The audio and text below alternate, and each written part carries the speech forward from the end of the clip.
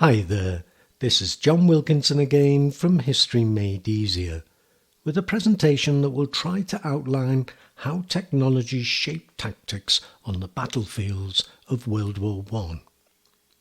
Mobilisation plans had been carefully prepared, and there were plans to win the war quickly.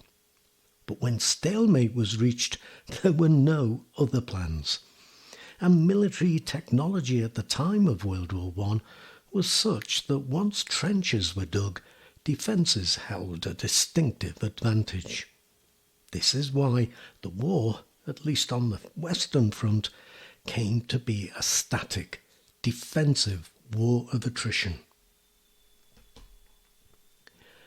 A frontal attack seemed the only option.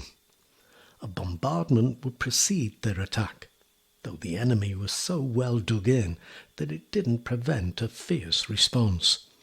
And a creeping bombardment might give some protection, but it had to be accurate. If the barrage was too far ahead of the attack, it provided little in the way of cover. But if it fell too short, it could kill more advancing troops in friendly fire than the enemy killed. And no man's land still had to be crossed, with little cover but for shell holes. Barbed wire had to be negotiated, with machine guns cutting away at an attack with deadly results. The combination of barbed wire and machine guns was truly deadly.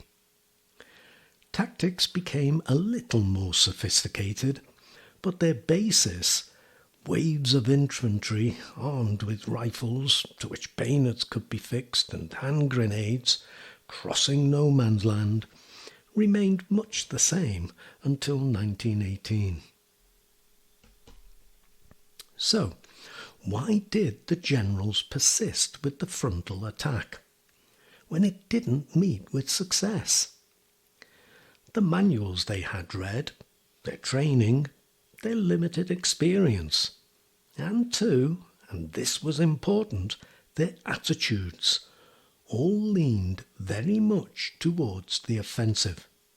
They were imbued with the offensive spirit. Soldiers are meant to attack and overrun the enemy, not sit waiting for the enemy to attack them. The generals and their troops were also victims of their own different backgrounds. In both Britain and France, the army was not regarded particularly highly. It was not the first choice of career for the officer class, and it didn't attract the most able in either the officer class or the ordinary soldier. Rightly or wrongly, officers were used to giving orders to men they felt were capable of following only if the commands were simple. And this attitude was carried on into the conscripted army, when training was all too hasty.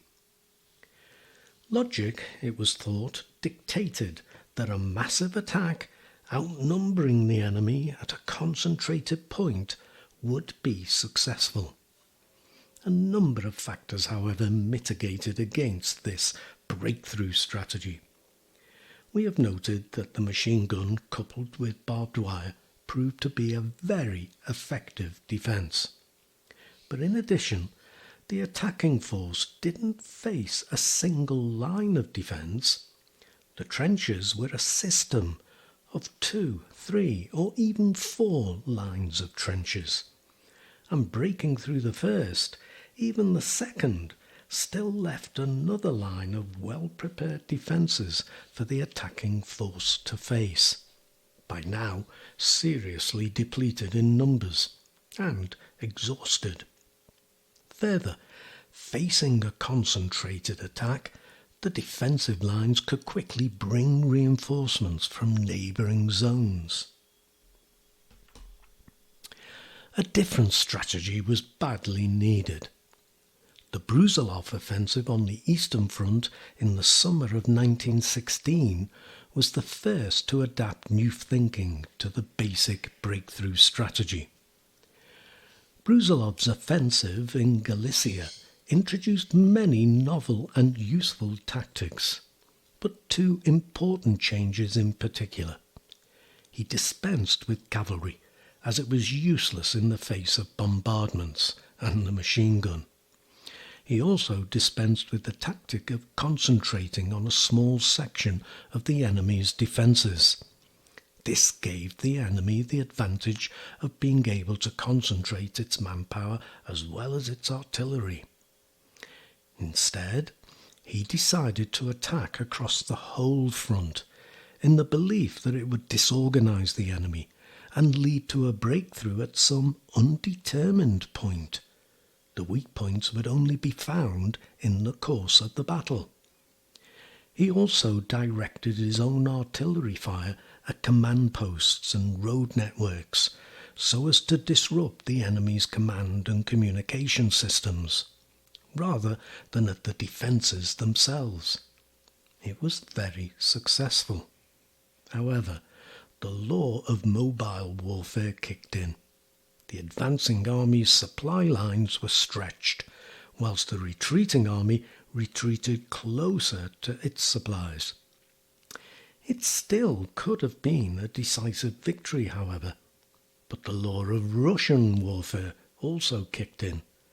The Russian government held less importance to the Galician front than the northwest front, and didn't provide replacements for the more than 1 million casualties the Brusilov offensive had cost them.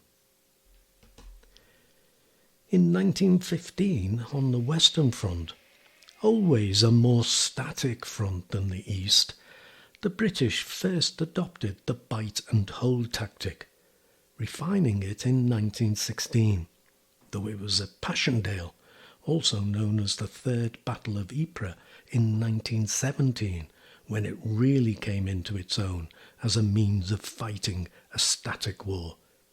A limited advance, followed by consolidation and a pause to regroup, recalibrate the artillery before another limited advance. It was a response to the fact that defences were too strong for a major breakthrough to happen. But continuous bite and hold operations could wear the enemy down. Another form of attritional warfare then. Bite and hold had shown that it could take the best laid out German defence system. But it was a limited tactic, useful in gaining hold of a strategic point on the line, but alone it wasn't going to cause a breakthrough and win the war. As I've pointed out in an earlier presentation, artillery tactics developed too, with the on-off bombardment of the Brusilov offensive, the creeping or rolling barrage, the curtain barrage and the hurricane barrage. And aeroplanes were used to reconnoitre the enemy defences, identify targets, taking reconnaissance photographs, and so allowed the artillery to shoot off the map, as it was called, calibrating their guns with confidence on key enemy positions, notably their artillery and strong points in their defence system. No longer were gunners firing blindly, hopefully, though mostly in vain. This meant that specific targets such as headquarters, logistics centres, railway yards, and a very new tactic, counter-battery fire, could all be brought into play. This was the predicted fire I've talked about, and coupled with the use of detailed weather reports, temperature, humidity, wind speed and direction, made for much more accurate firing. Guns could even be individually calibrated. This was also helped by more sophisticated shells with specific purposes. High explosive, shrapnel, gas were being deployed, and the shells being used even left smaller craters, which had been such a handicap to the rapid advancement of troops. It still wasn't the decisive factor in the final battles, but it gave attacking forces a better chance of success. So, a little detail for you on the ways in which technology led to changes in tactics that I hope proves useful for you. I can show you how to use this kind of detail in answering exam questions if you are interested in tutorials. You should know the drill by now. Just get your parents to get in touch with me at historymadeeasier@gmail.com and we'll see if we can sort something out. But for now, as always, my thanks for listening and my best wishes in your studies. Cheers.